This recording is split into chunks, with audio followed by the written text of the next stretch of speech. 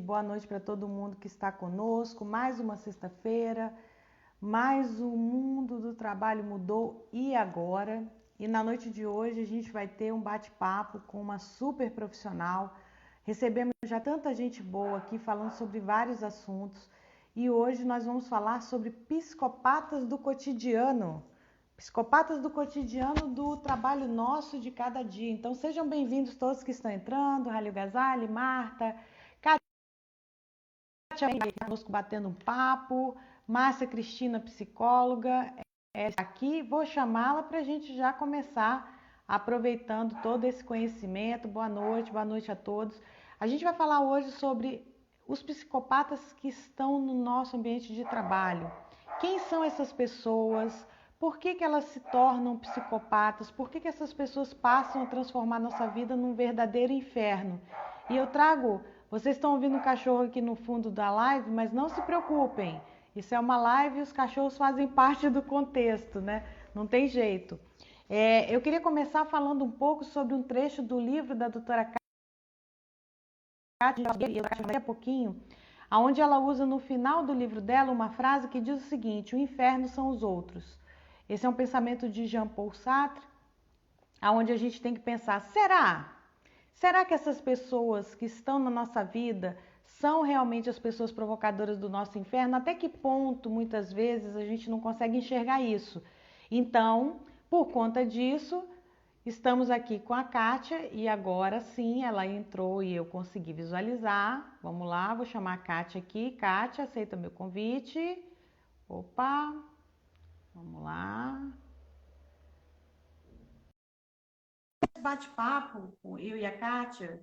Lá atrás, no ano passado, nós fizemos uma palestra juntas pela Associação de Mulheres do Mercado Seguro. Boa noite, Kátia, seja bem-vinda. Você está me Oi, vendo bem? Está me escutando bem? estou te vendo bem, estou escutando bem. Boa noite, Karina. Boa noite. Eu contava como é que nós nos conhecemos. Eu e a Kátia dividimos uma palestra o ano passado a respeito de assédio moral, que é o tema do nosso bate-papo aqui constantemente. E fui brindada pela oportunidade de dividir o palco com essa pesquisadora, psiquiatra, professora universitária, pessoa que está na área já há muitos anos. Eu estou aqui só puxando, tá, gente? Porque a minha assessoria fica assim, puxa para frente, puxa para trás. E eu tive a oportunidade de conhecer o trabalho da Kátia. Inclusive, já citei o finalzinho, ó, para quem... Deixa eu colocar assim para vocês poderem ver, ó. Esse é o livro da Kátia. Muita gente me perguntando, tá, Kátia, onde se está à venda? A gente vai falar sobre isso, vocês vão saber onde encontra o livro da doutora Kátia Meckler. Vou chamar de Kátia, porque a gente já está batendo papo, já tem tanto tempo, né, Kátia? Claro. Se você me permite. Bom, Imagina. A Kátia vai falar hoje sobre um tema que durante toda a semana a gente fez as provocações e as pessoas falavam assim, Kátia, nossa, o meu chefe é um psicopata, nossa, esse psicopata do cotidiano tem tudo a ver comigo. Nós estamos sentindo muito isso nesse período de pandemia. Então, eu vou passar a palavra para a Kátia, para ela falar um pouco da trajetória dela, e no decorrer da nossa fala a gente vai trocando aí algumas ideias, façam perguntas. Ela disse para mim o seguinte, que ela veio hoje para responder dúvidas também. Então, aproveitem, porque não é toda hora que a gente tem uma super psiquiatra no nosso O Mundo do Trabalho Mudou e Agora. Seja bem-vinda, obrigada por ter aceito o convite, pela generosidade de estar conosco essa noite. Imagina, Karina, boa noite a todos. Nossa, quando você fez o convite, eu fiquei muito feliz. Foi exatamente agora, um ano depois do nosso encontro, e eu me tornei sua fã, né, naquele encontro, e falei para você, nós temos que fazer coisas juntas, nossos trabalhos se encontram, acho que a gente está numa área, enfim, de interface, e falei para você que eu ia ter o maior prazer de trabalhar junto, e esse assunto, especialmente, eu acho que precisa... essa semana, por exemplo, eu falei sobre suicídio, agora eu estou falando aqui com você, com vocês todos, sobre assédio moral, e são assuntos que eu acho importantíssimos. No caso do assédio moral especificamente, ele tem um ponto de encontro muito grande com o livro, né, que eu escrevi, que você fez uma propaganda danada aí, o Psicopatas do Cotidiano, que realmente os exemplares hoje acho que eles já estão esgotados, mas a gente encontra o livro na versão e-book ou na estante virtual, enfim, mas a Amazon, outros sites, eles têm o livro. E a minha intenção, quando eu escrevi esse livro, foi justamente poder descrever para as pessoas perfis que eu encontrava com muita frequência na minha prática, tanto clínica, como na minha prática enquanto psiquiatra forense, de perfis que são tipicamente abusadores e tipicamente também de pessoas abusadas. Quer dizer, quando a gente está falando de assédio moral, a gente está falando de uma conduta, de um comportamento de abuso, né? São Exato, exatamente. pessoas que... aí você pode dar aula, quem dá aula de assédio moral é você, não sou eu. Eu posso contribuir, eu acho muito mais com a minha visão clínica, forense, do mecanismo, né? Desse assédio, do perfil dessas pessoas, tanto das que cometem, como das pessoas que são vítimas dessa situação. E são muitas, muitas. E é impressionante como agora na situação de pandemia você está vivenciando isso e eu também. São inúmeras situações, inúmeros pedidos assim de socorro, pessoas que estão passando assim sufoco muito grande.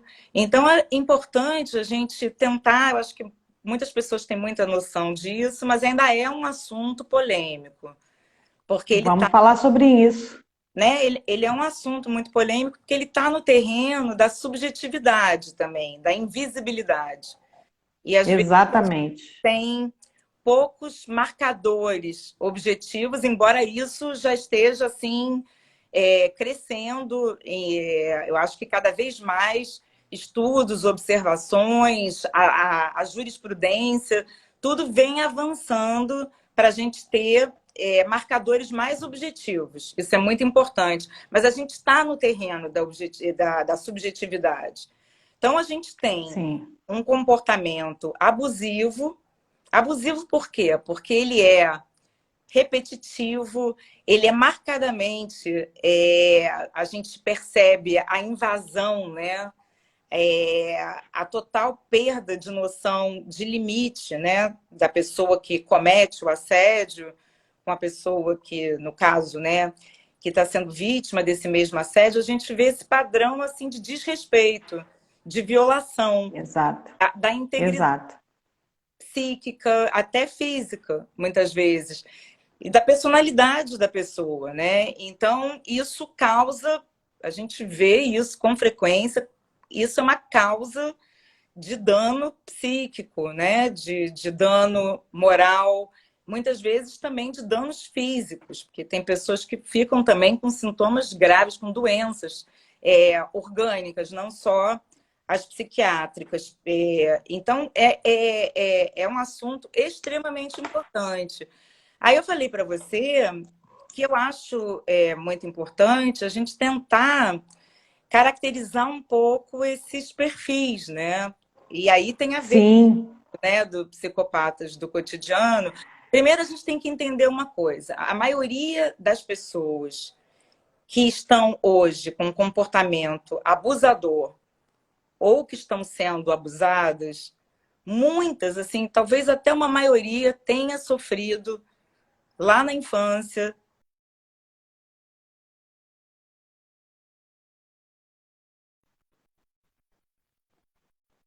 Coisa interessante é que muitas pessoas que foram abusadas, seja psicologicamente ou, ou sexualmente, muitas pessoas vão se identificar com um comportamento abusador, enquanto outras pessoas ficam se identificando a vida inteira com esse, digamos assim, com a parte vítima do processo.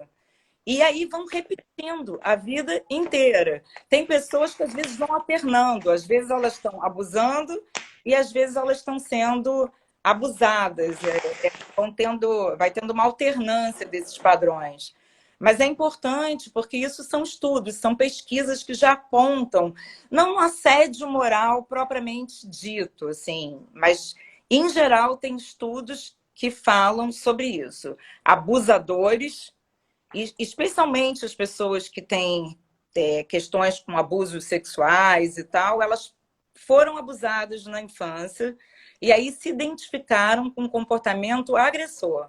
Outras se identificam com comportamento de vítima. E quem são? Aí eu não sei, se você quiser, vai fazendo pergunta para eu não ficar falando direto também. Eu já tenho algumas provocações aqui, mas eu queria só fazer uma contribuição, se você me permite. Essa questão do assédio moral foi muito importante você ter falado. A gente tem falado muito aqui nas lives, até em lives que não necessariamente estão ligadas ao assédio moral, mas ele sempre surge. E eu tenho procurado, principalmente agora nesse mês de setembro, você falou muito bem que tem falado também sobre a questão do suicídio, da gente tratar esses assuntos com um foco de luz, justamente pelo fato de que eles se tornam assuntos dentro de uma subjetividade que muitas vezes as pessoas ou elas não sabem, ou elas sabem, não compreendem, ou elas também não querem compreender, porque falam, não, isso aí eu nunca vou passar por isso. Quando, na verdade, eu sempre digo o seguinte, o maior eu sempre falo que não é necessariamente apenas um chefe avassalador, perseguidor, que pode causar o assédio ou aumentar o assédio. Muitas vezes é a omissão, os atos que as pessoas muitas vezes deixam de ter, pensando que aquilo nunca vão acontecer, nunca vai acontecer com eles, e quando a gente menos percebe, aconteceu. Então a pessoa deixa de ser um espectador daquele assédio e passa a ser um protagonista do assédio. Eu até falei isso com você outro dia no telefone. Porque justamente a gente precisa entender que o assédio, gente, é algo que acontece no ambiente de trabalho que torna o ambiente de trabalho extremamente tóxico, né, Kátia? A gente tem isso de um aumento assim expressivo na pandemia. Os números são subnotificados muitas vezes, porque às vezes a pessoa não quer denunciar, não fala sobre o assunto. E aí, para nossa surpresa, enquanto pesquisadores, eu tive a oportunidade, até já comentei isso com a Kátia antes da gente começar a live, o quanto a gente tem recebido esses pedidos de socorro que ela fala. Então, você que está aí nos assistindo, ou que conhece alguém que está passando por isso, com aquele chefe controlador, avassalador, a gente já falou sobre isso nas lives, e que pensa que aquela pessoa precisa de uma ajuda e não sabe como ajudar, manda um aviãozinho que está aí embaixo, esse aviãozinho embaixo aí na sua tela, manda para a pessoa e fala para ela, assiste aqui que eu queria que você participasse desse bate-papo. Por quê? É a oportunidade que muitas vezes a pessoa tem de falar. E mandem coraçõezinhos, que os coraçõezinhos colocam a gente lá em cima no Instagram. Mas, ô Kátia, deixa eu te fazer uma primeira provocação aqui, porque eu considero isso extremamente relevante para a gente não deixar por último. Pela tua experiência, você que é psiquiatra forense, professora, pesquisadora, como eu falei anteriormente, ou seja, você ultrapassa o limite do laboratório, você tem a vivência prática, como é o meu caso também, que sofri um assédio moral e transformei a minha dor numa pesquisa. Então, essa experiência nos traz uma robustez no discurso muito grande. Quem são esses psicopatas do cotidiano? Quem são essas pessoas? É aquela pessoa que eu não gosto? Ou pode ser aquela pessoa maravilhosa que está sempre ali no happy hour, é sexta-feira, é um dia que as pessoas se encontram depois do expediente, aquela pessoa agradável? Quem são essas pessoas? Essas pessoas não são todos nós, né? Essas pessoas, obviamente, nem todo mundo vai ser considerado um psicopata do cotidiano. É importante também falar que psicopata do cotidiano foi um título, né, que eu dei para o meu livro. O termo, o diagnóstico médico, hoje, para esse termo psicopatia, chama transtornos da personalidade e do comportamento. É assim que consta nas categorias diagnósticas dos manuais de classificação em psiquiatria. Mas, aí eu retomei a expressão psicopatas, primeiro porque as pessoas são muito ligadas nesse termo hoje, porque um psicólogo canadense, o Robert Hare, ele fez uma escala na década de 90, que é uma escala de avaliação da psicopatia, que é feita em ambiente forense, né? Instituições, em geral, prisionais, de pessoas que cometeram mesmo ofensas, crimes. Então, é uma escala que é uma avaliação de um transtorno de personalidade chamado antissocial muito grave. Para a gente, em psiquiatria, transtorno de personalidade antissocial. Mas, quando é utilizada essa escala, é porque são questões assim mais acadêmicas, mas que eu acho importante colocar, até por curiosidade aqui, o pessoal que está assistindo, essa é uma escala que avaliam pessoas que são extremamente graves nesse comportamento antissocial, digamos assim. Então, aí é importante dizer o que seria um transtorno de personalidade, ou como eu coloco dessa maneira para as pessoas entenderem melhor, um psicopata do cotidiano. São pessoas que têm traços comportamentais, de personalidade, que são repetitivos, e já, em geral, começam assim no início da vida adulta, tá? E que são traços que prejudicam muito as relações, principalmente as relações interpessoais com as outras pessoas. E elas podem provocar muito sofrimento, ou para outras pessoas, ou até para si mesmas, né? São pessoas também que quase nunca têm consciência do seu problema. Para essas pessoas, é assim, o problema, o inferno são sempre os outros. Os outros. Exatamente. O inferno, a culpa é do outro sempre. Elas não se responsabilizam por nada. Elas estão sempre colocando a culpa e a responsabilidade de todo o sofrimento, de tudo que dá errado, no outro. Então, são pessoas assim de dificílima convivência.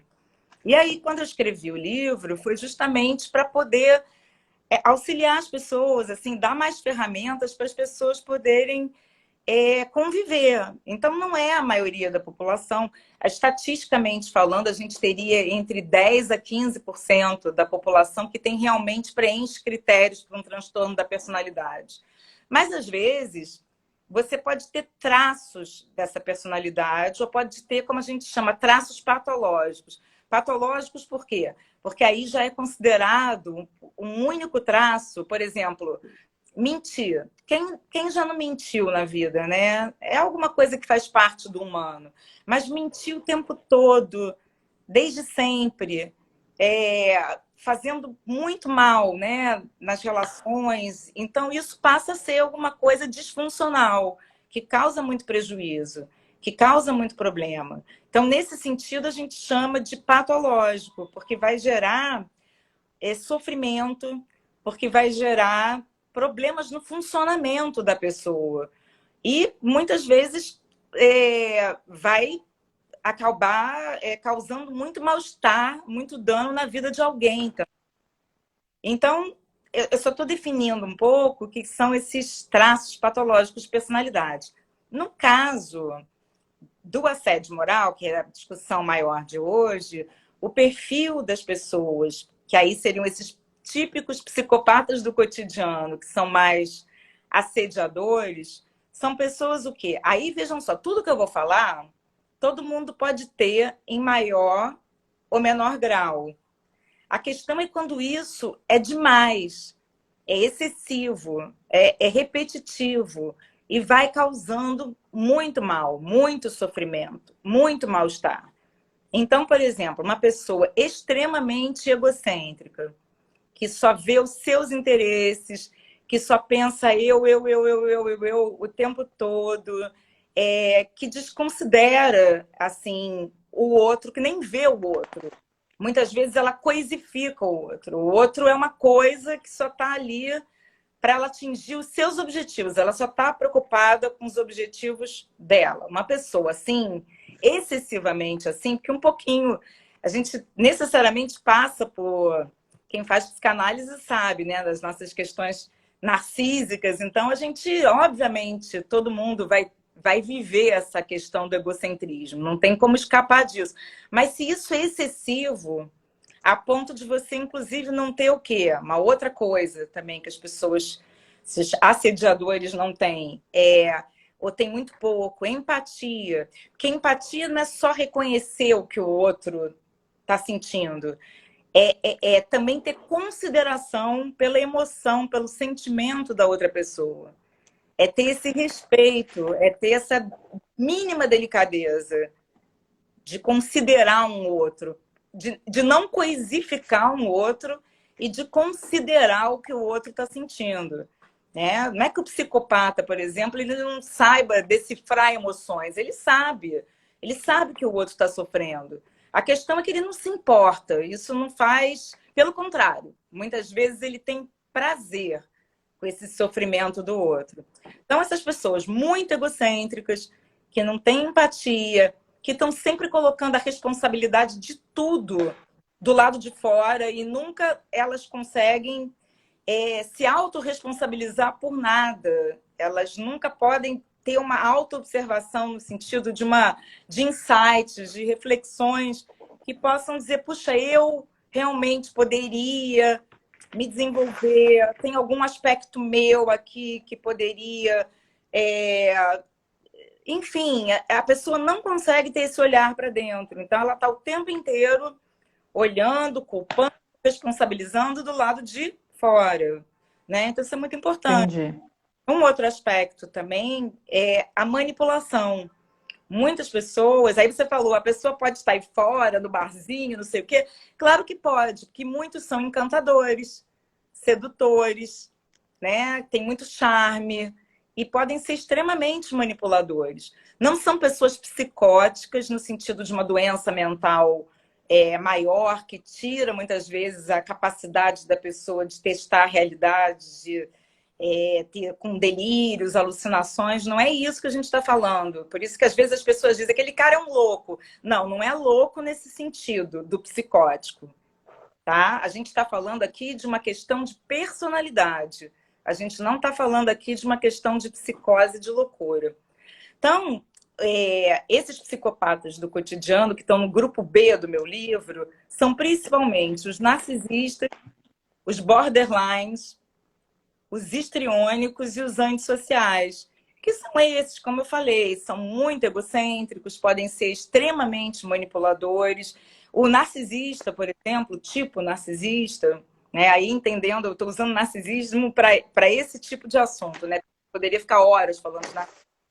Mas, por exemplo, o tipo narcisista, ele precisa ser o número 1, número 2, ele é sempre o primeiro em tudo e ele precisa desqualificar o outro que está do lado o tempo todo. Aí você vê como já está no terreno do assédio moral. Porque a pessoa... Tem uma pergunta já aqui, inclusive, sobre isso. Tem pergunta? Você quer fazer logo ou quer que eu continue? Não, pode finalizar, que aí a gente faz as perguntas. Já tem várias, inclusive, eu estou até anotando aqui no caderninho para não perder. Que bom. Ótimo. Quanto mais pergunta, melhor, né?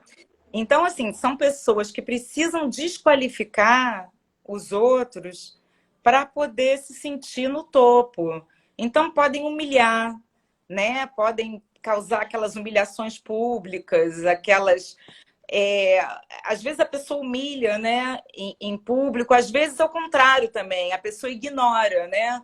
Tanto a humilhação como também ignorar, fazer o outro se sentir completamente invisível, isso também é extremamente tóxico, é extremamente nocivo, né? Então, são pessoas que se sentem, às vezes tem assim o que chama de, na visão leiga, né, o ego inflado, né? Por exemplo, tem muito esse jeito de falar também. Então, muitos têm traços de desonestidade, né? Também é um outro traço. A crueldade, né? Que é o prazer de ver mesmo a outra pessoa sofrendo, né? É incrível, né? Como fazer o bem pode dar prazer, mas fazer o mal também pode dar prazer.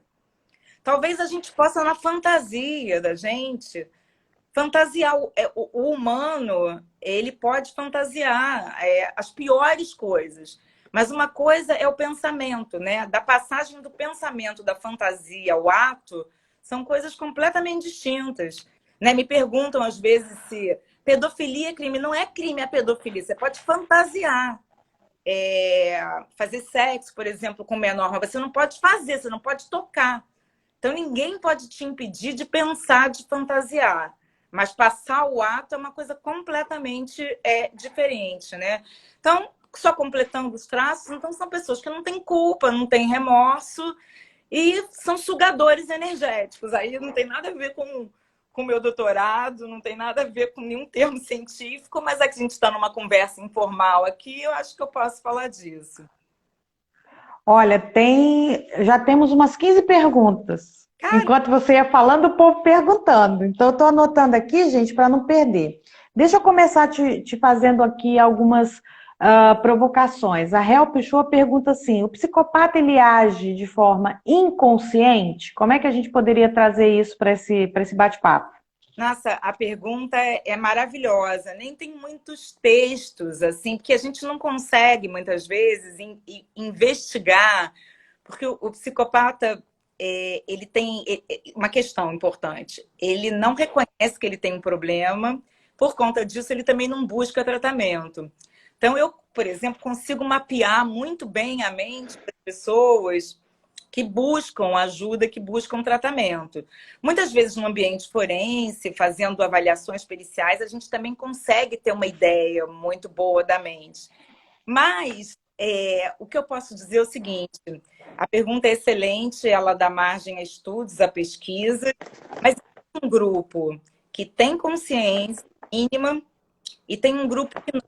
E acho que esse grupo é mais perigoso ainda. O grupo que vai atuando e de forma inconsciente, né? Que tem que ser em algum momento interrompido. Quer dizer, inconsciente não é no sentido que a pessoa não tenha livre-arbítrio e ela não premedite, às vezes, as situações. Mas ele não tem a consciência que ele está fazendo tanto mal. Assim. Nem sempre a pessoa tem Entendi. essa consciência, por incrível que pareça. Essa pergunta foi da Help Show, que por sinal é minha mãe, por isso que ela faz essas perguntas difíceis. A Aniceia, ela pergunta se o individualismo que a gente vive hoje, ele está colaborando para o aumento desses psicopatas. Ela faz a pergunta assim, individualismo ele colabora para que existam psicopatas ou não tem nada a ver? Não, a pergunta só tem pergunta boa. Colabora muito. Uma sociedade completamente materialista, individualista, no sentido assim que você tem que ser o melhor, vencer, ter muito dinheiro, ter fama, ter poder o tempo todo. Então, não é um símbolo de sucesso você ser altruísta, ser cooperativo. Não é isso que vai dar Ibope. Agora, se você estiver bombando, arrebentando, com muito dinheiro, e mais do que dinheiro, né, com muito poder, aí sim você é um símbolo de sucesso. Então, acho que é uma sociedade que ela o tempo inteiro reforça o egocentrismo, e não a cooperatividade ou a autotranscendência, que é um caráter mais, digamos assim, espiritualizado, não no sentido religioso, propriamente dito, mas no sentido da gente se ver como assim, num todo, em algo muito maior, né? Muito bem, então o pessoal fica aí ligado nessas dicas, porque as dicas são maravilhosas. Se depois disso tudo você não conseguir fazer uma série de listas aí sobre a possibilidade de estar ou não convivendo com um psicopata do cotidiano no seu ambiente de trabalho, aí eu não digo mais nada, e só falo para vocês o seguinte, tem que identificar. Surgiu aqui uma pergunta, como posso identificar o assédio moral no ambiente de trabalho? Para quem quiser fazer essas perguntas aparecerem aqui, gente, pergunta na caixinha aí do lado que ela aparece aqui. Se você perguntar direto na live, eu não tenho como colocar. É uma pergunta.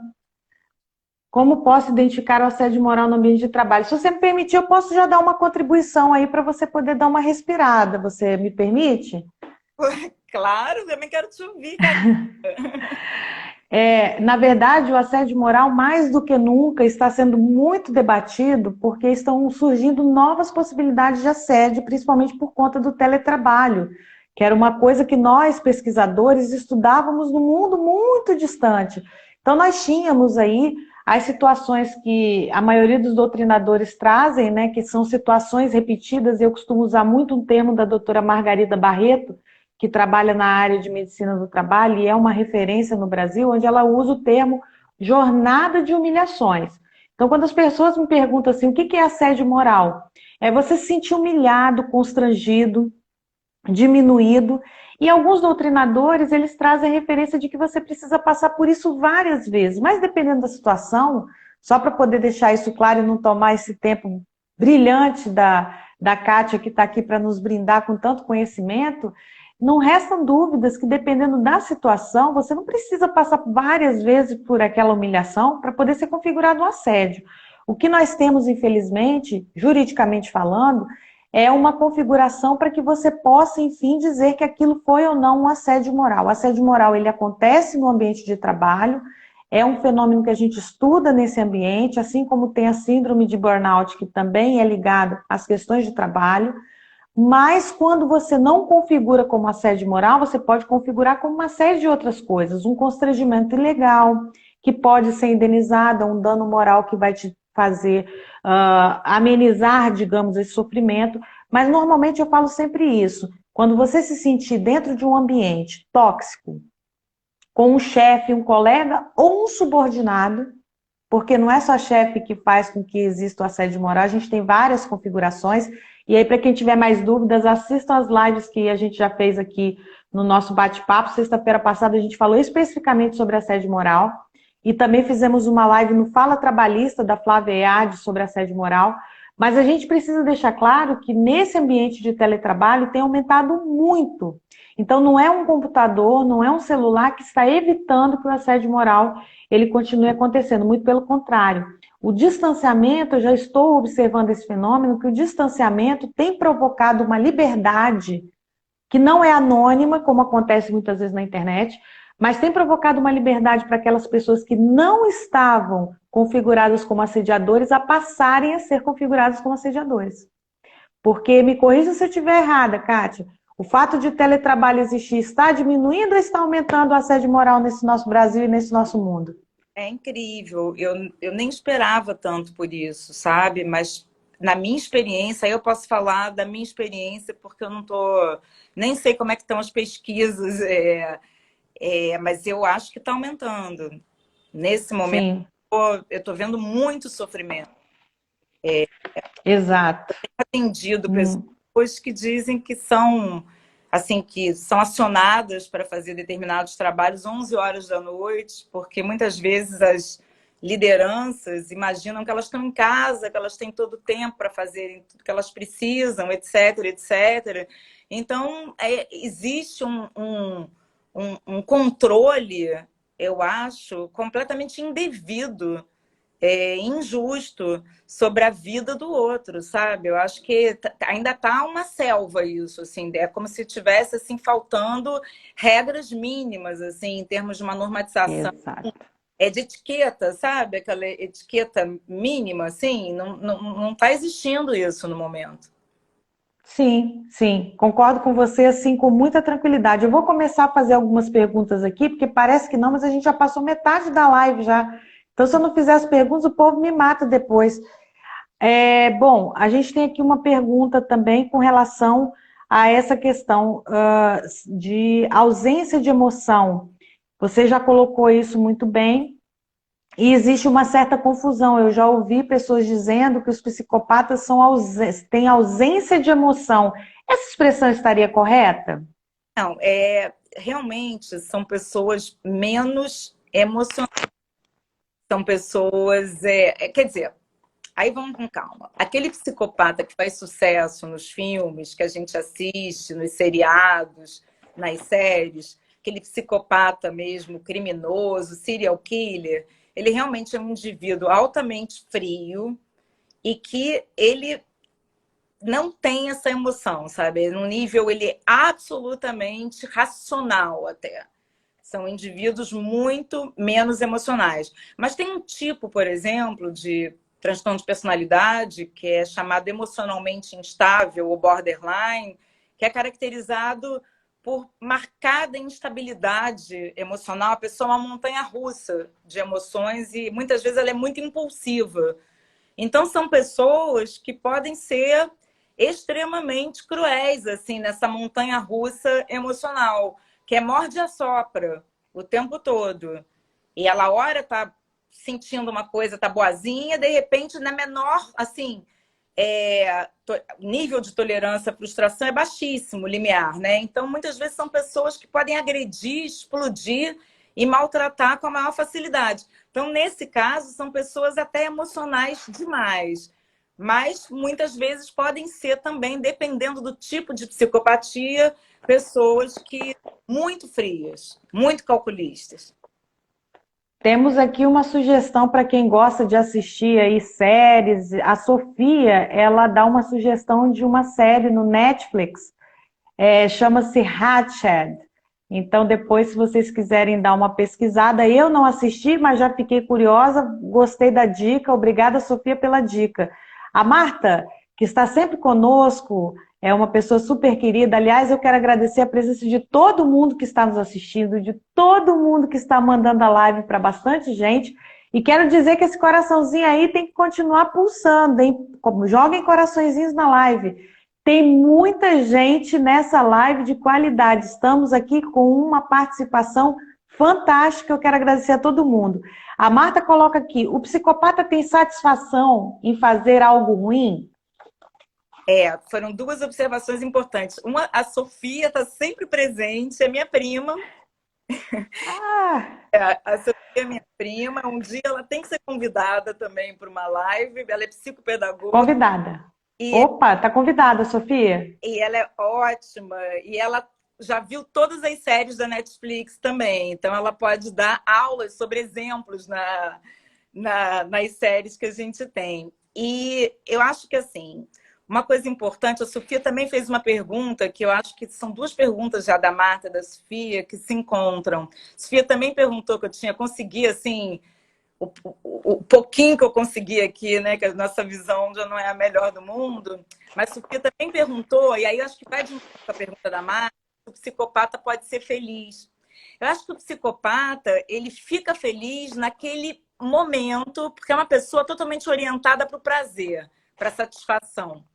Então, quando ele tem a satisfação, quando ele consegue ali a presa, quando ele tem aquela satisfação porque caçou, porque conseguiu efetivamente, como um bom predador, caçar a sua presa, ele tem a satisfação. Mas a nossa vingança para essas crueldades é que essa satisfação dura muito pouco.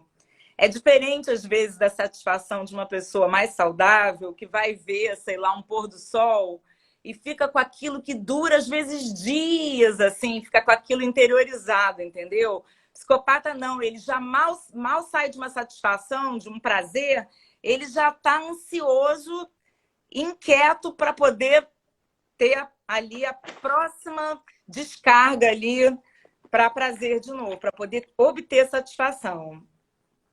Eu quero fazer um link com essa tua fala, que a Márcia, que também foi a pessoa que nos conectou dentro da Associação de Mulheres de Mercados Seguros. Ela já esteve aqui conosco, falando sobre gestão de risco, uma live fantástica. Quero agradecer, Márcia, publicamente essa conexão com a Kátia Meckler. Sem essa conexão, nós não estaríamos hoje sendo brindados com tanto conhecimento.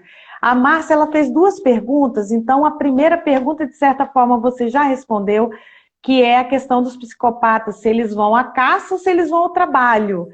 E aí você trouxe essa percepção, mas só para completar, se você quiser falar mais alguma coisa para poder esclarecer essa dúvida da Márcia, ela pergunta o seguinte: como identificar o auto e o heteropsicopata?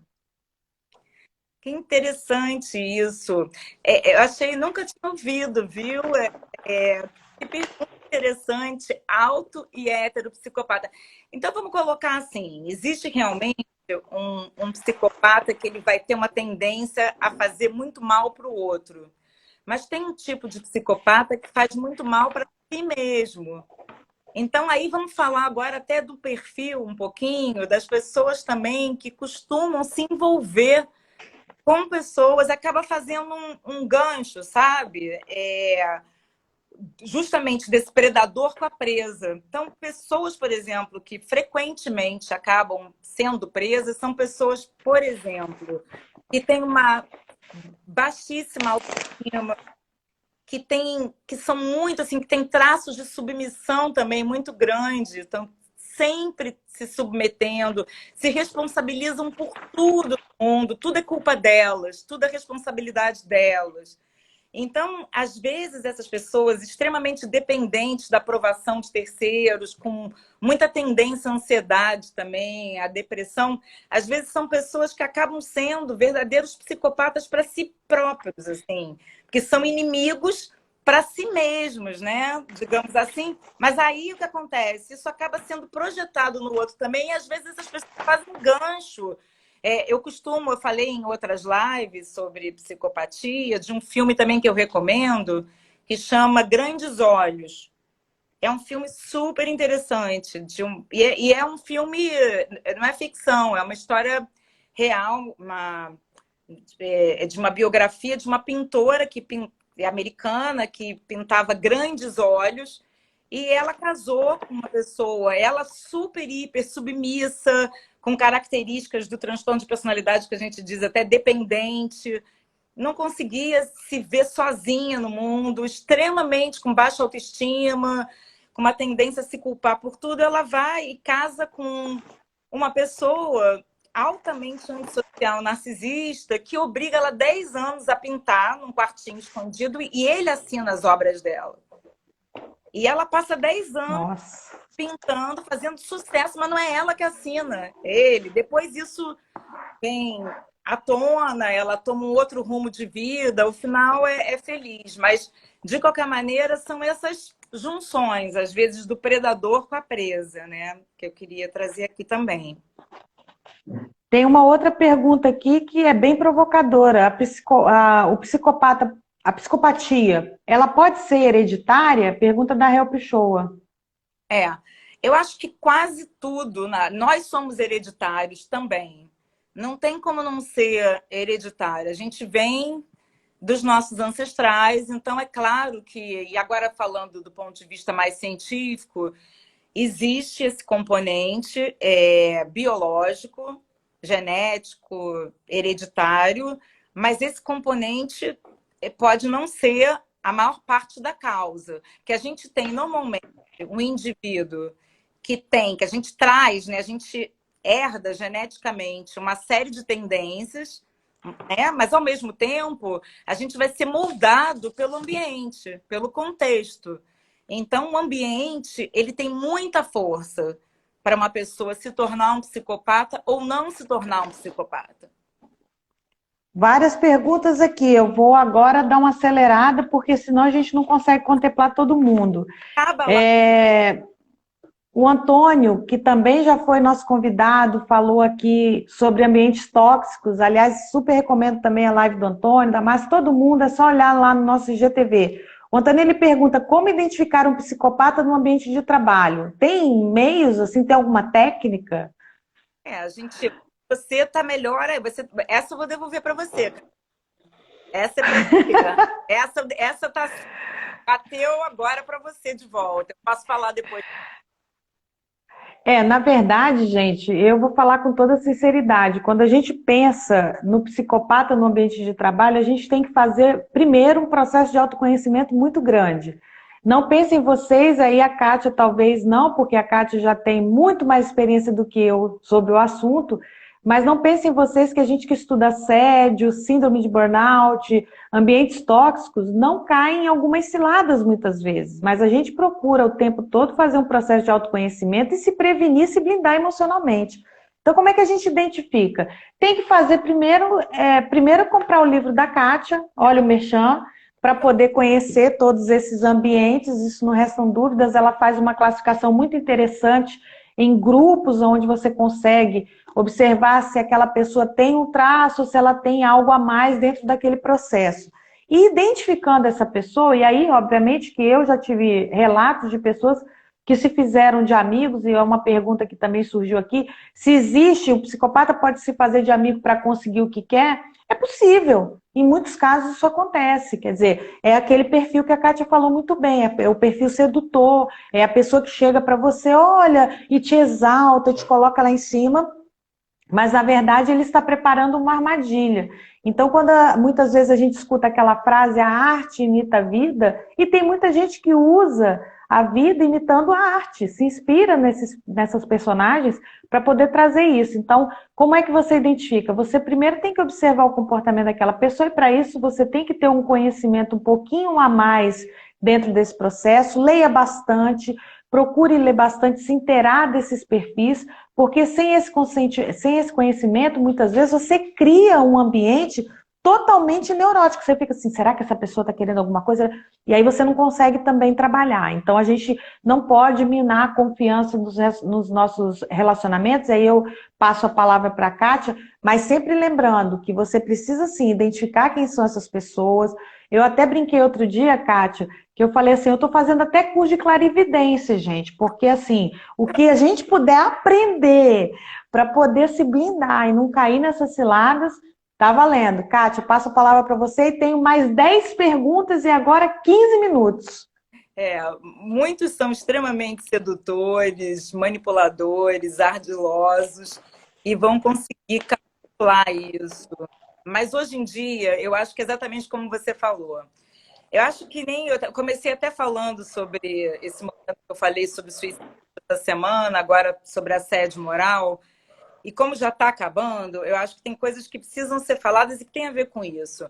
É importante a gente ter conhecimento e a gente falar. Quando a gente começa, e como é que a gente identifica? Se a gente começa a suspeitar, a gente precisa conversar. A gente precisa conversar dentro e fora do trabalho. E a gente precisa pedir ajuda. Porque às vezes tem outras pessoas sofrendo a mesma coisa no trabalho e as pessoas não estão nem se comunicando. Isso pode acontecer e as pessoas unidas podem fazer muitas coisas hoje, né? E muitas vezes também é importante conversar até com profissionais do lado de fora ou com grupos de suporte, porque isso também ajuda a pessoa a ter uma percepção se realmente pode estar com uma pessoa desse tipo. Mas se a gente puder falar de um jeito que vai aproximar muito do leigo, quando você realmente convive com uma pessoa assim, eu convivi com o meu orientador, ele é falecido de mestrado, né? A gente nunca escreve um livro à toa, né? Então é óbvio que tem alguma coisa biográfica também em relação à minha história no livro que eu escrevo também. Isso é sempre, não é só minha experiência clínica como psiquiatra, forense, tem questões nossas humanas também. Mas assim, foi uma pessoa que eu levei muitos anos para entender como ele era uma pessoa que me desqualificava o tempo todo. A primeira versão da minha dissertação de mestrado, ele jogou no chão e disse isso é lixo. Só para vocês terem uma ideia, foi o primeiro trabalho de prêmios que a Associação Brasileira de Psiquiatria deu, ele ganhou um prêmio esse trabalho. Depois eu ganhei nome de sala, entendeu? Ele disse que ele foi orientador e tal. Mas assim, eu entrei em depressão na época, sabe? Então eu tô falando isso porque eu, já psiquiatra, com muito acesso a recursos, etc., sofri muito. Então, quer dizer, mesmo uma pessoa com conhecimento extremamente cheia de acesso a tudo, pode, quando vê, estar no meio de uma relação absolutamente tóxica, absolutamente abusiva. Então, a gente precisa realmente poder sustentar que quando a gente começa a ficar muito com sentimentos de inferioridade, baixa autoestima, começa a deprimir, entrar em ansiedade demais, e isso está ligado a uma determinada relação que está sugando a nossa energia, pode ser que seja alguma coisa muito mais sua do que do outro. Vamos ver. Mas pode ser que esse outro realmente esteja sendo um predador, um sugador da sua energia vital. Eu chamo até de vampiro de energia, que é uma expressão que minha mãe sempre usa. Eu quero registrar aqui, Kátia, muitas parabenizações, muito comentário positivo, pessoal parabenizando o tema da live, muito obrigada. Esses temas são pensados para vocês. Muita gente elogiando as nossas falas. E temos aqui uma pergunta, porque eu não posso deixar de colocar, que é interessante. A Sofia pergunta: o psicopata pode casar por amor? Eu acho muito difícil, assim. Eu acho que ele, em geral, ele pode casar por amor a ele mesmo. Se a pessoa que ele está casando faz com que ele possa se amar mais, entendeu? Aí eu acho que ele pode casar por amor, mas é para ele se amar mais, para ele ser amado, não para ele cuidar, valorizar ou amar ninguém, minha opinião. Inclusive, teve uma sugestão aqui da Help Show falando o seguinte: tem um canal chamado Lifetime, que muitos de vocês devem ter aí, e que tem vários filmes com várias situações do dia a dia, da nossa vida, que são retratadas, dramatizadas, então serve aí também de referência, além também de várias sugestões. A Sofia colocou aqui relação destrutiva, trama fantasma. A Márcia fez uma pergunta a respeito do filme A Esposa. Deixa eu só puxar aqui a pergunta da Márcia para não perder. Mas antes da pergunta da Márcia que eu estou puxando aqui, eu vou fazer uma pergunta do Halil Ghazali, que ele mandou aqui no privado. Ele pergunta o seguinte: as ações do Coringa, o filme Coringa, a gente pode ter uma referência de ser uma psicopatia ao extremo? E aí, na sequência, eu faço a pergunta da Márcia. Gente, o Coringa, A Esposa é um ótimo filme para se ver essa questão da submissão e uma série de coisas. Acho que foi uma ótima sugestão. Nossa, o Coringa é tão polêmico, né? Porque ficou uma grande discussão se, afinal de contas, ele é um psicótico ou ele é um psicopata, né? Eu fiquei mais no terreno da psicopatia, mas tem muitos profissionais que ficaram mais no terreno da psicose. Para ser muito, muito sincera, assim, não tem como não ser em perguntas ao vivo tão direto assim, eu não achei nem o personagem do Coringa tão bem construído. Eu sei que as pessoas amaram o filme e tal, mas eu, como assisti num viés muito de psiquiatra forense e tal, eu achei meio confusa a construção da história, do personagem. Isso fica para outra live, pode ser? Vamos fazer uma live, olha, gente, já vou deixar aqui uma sugestão para a gente fazer uma live sobre filmes, séries, falando sobre psicopatas, e já estou convidando a nossa amiga Sofia para a gente também fazer esse bate-papo. Quem sabe façamos aí esse bate-papo, talvez a três, aí lá no nosso canal do YouTube. Tá vindo coisa boa por aí, gente. Então, o Coringa já foi trazido aí como uma referência de resposta muito positiva, e eu concordo contigo, quando eu assisti eu também tive essa mesma dúvida. A pergunta da Márcia sobre o filme A Esposa é a seguinte: qual é o nível de psicopatia neste filme A Esposa? Porque, para quem não assistiu, ele tem uma história muito parecida com essa que a Kátia colocou anteriormente, só que é com relação à história de um escritor que vai ganhar um prêmio, e quem, na verdade, escreve todas as obras dele é a esposa. Então, fica aí a pergunta para você: qual seria o nível, né, dessa psicopatia nesse filme específico, que você com certeza também já deve ter assistido? Esse é o ponto. Eu não sei o que eu estava fazendo nessa época. Eu não assisti esse filme. Meu Deus! Não, mas a gente pode. Olha, O filme não vai ser. claro, Pode ter claro. grandes olhos, a esposa e todo mundo. A gente combina, todo mundo assiste esses filmes e a gente discute esses filmes. Aí eu vou ver e vou falar o que eu penso. Eu não sei exatamente. Eu vi muito. Eu não, Boa eu referência. não sou. Eu não sou com tanta maestria, não vou dar uma resposta como a Kátia, mas assim, só para a gente poder parar e pensar, quando nós temos uma pessoa que se passa por outra pessoa e que recebe prêmios e que ganha títulos e coloca essa pessoa numa posição bem de coadjuvante, isso traz para a gente um nível, assim, altíssimo de frieza, porque em momento algum ele reconheceu, e aí eu não vou dar spoiler porque a Kátia vai assistir o filme, mas assim, o nível de frieza dele em tratar a esposa como se ela fosse sempre uma coadjuvante na história, quando na verdade o nível dela de frustração foi aumentando até que chega um ponto em que as coisas ficam, e aí você assiste o filme para poder saber. Bom, deixa eu colocar aqui uma outra pergunta que surgiu, se eu não me engano foi da Glória, me perdoe se eu confundi aqui a pergunta. Ah, é isso mesmo, Glorinha. Ela pergunta: o que você faz com o chefe psicopata? E a gente já está caminhando aí para os 7 minutinhos finais, eu vou colocar 5 para o Instagram derrubar a gente. Karina, você sabe que a Glorinha foi quem convidou também a gente para aquela palestra, aquele momento Isso, maravilhosa. Um beijo, Glorinha. maravilhoso. Foi a Glorinha que me chamou, pelo menos. Tenho maior admiração também pela Glorinha. Glorinha, escreve aí, você melhor do que ninguém deve saber o que a gente faz com o chefe psicopata, mas assim, a questão é a seguinte, a gente vai ter pouco tempo e eu sei que essas lives caem. Uma coisa importante, isso é recomendação mesmo. Procurar não ficar sozinho com o chefe psicopata é uma recomendação. Se você começa a sentir esse tipo de violência, procure estabelecer comunicação com outras pessoas, outras testemunhas perto de você. Meios eletrônicos também são sugeridos.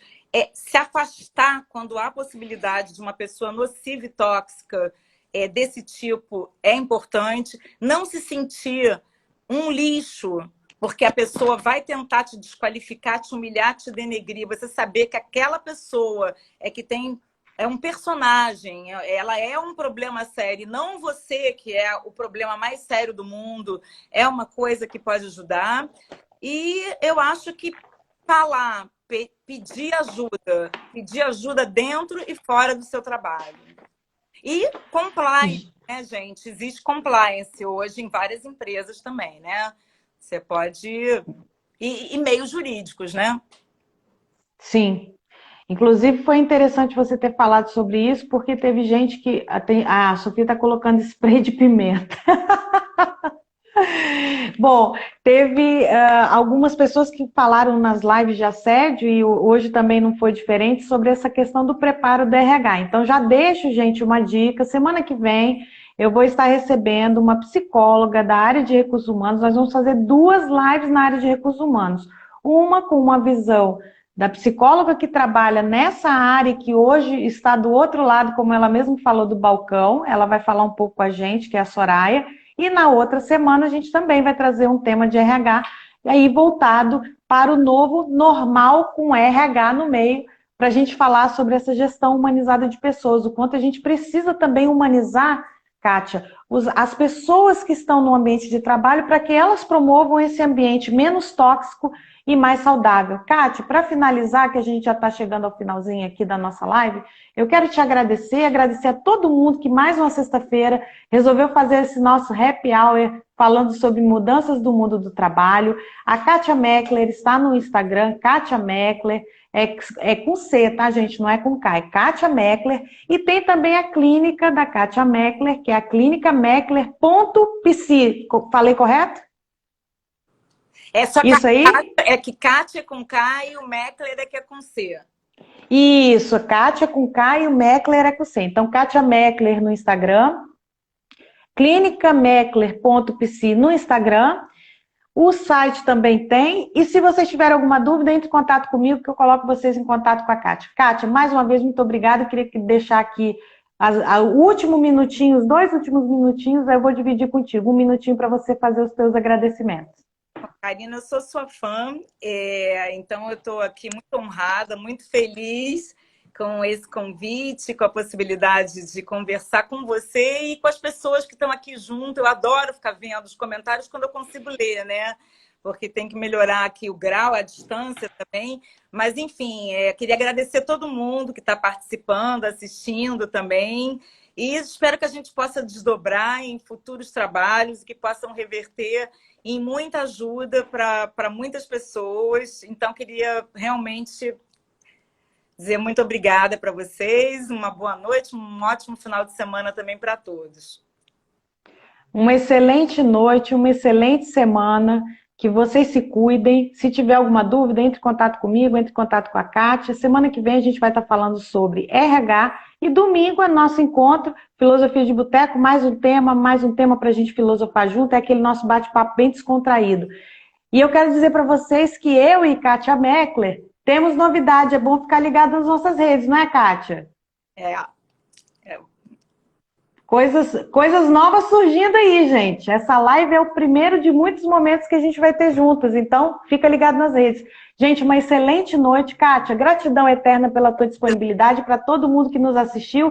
Nossa live está lá no nosso canal, lá no IGTV. Assistam, mandem, compartilhem. Tem muito psicopata solto por aí. Semana que vem a gente vai falar um pouquinho de RH e trazer mais algumas reflexões. No mundo do trabalho mudou, e agora? O que a gente vai fazer? Fica com a gente que você fica sabendo. Tchau, tchau, Kátia. Tchau, gente. Grande. Tchau, gente.